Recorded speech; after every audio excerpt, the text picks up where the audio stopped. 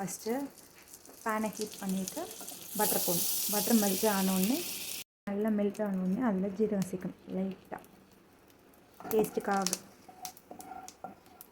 ஜீரகம் நல்லா ஃப்ரை ஆனோடனே ஆனியன் ஆட் பண்ணி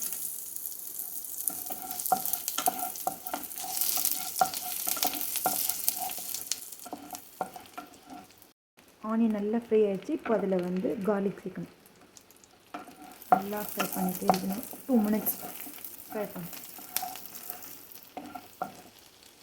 கொஞ்சோண்டு கருவேப்பிலை சேர்க்கணும். கருவேப்பிலை ஃப்ரை ஆகணும். ஜஸ்ட் ஃபார் டேஸ்ட்டுக்காக தான் கருவேப்பிலை ஆட் பண்ணுறோம்.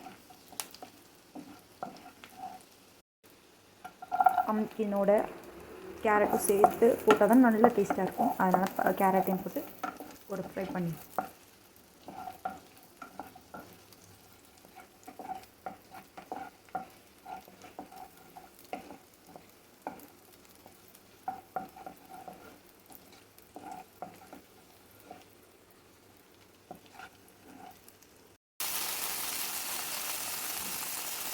அது கூட பம்ப்கினை போட்டு நல்லா ஃப்ரை பண்ணணும்.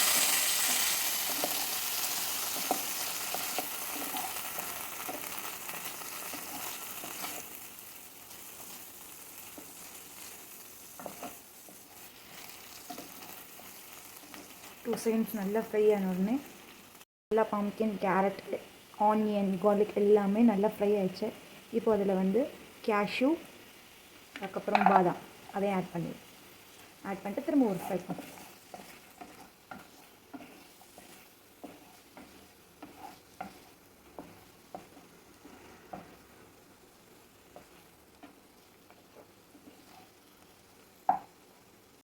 இதில் நம்ம எவ்வளோ உப்பு சேர்த்துப்போமோ அதே மாதிரியே பாப்பாவுக்கும் சேர்க்கலாம் இப்போது.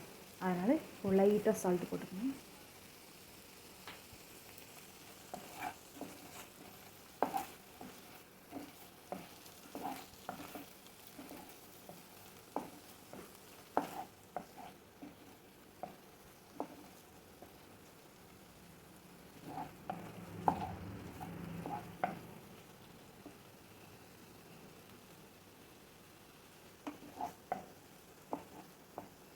இப்போது ஃப்ரையான மிக்சரில் வாட்டரை ஊற்றிட்டு அதை ப்ரெஷர் குக் பண்ணிடணும். நல்லா 5 விசில் விட்டு நல்லா ப்ரெஷர் குக் பண்ணிட்டோம். அதை ஆறின உடனே அரைச்சிட்டு பார்ப்போம். ஊற்றிட்டு கொஞ்சோண்டு மிளகு பொடி போட்டு சர்வ் பண்ணால் ரெடி ஆயிடுச்சு. So ready.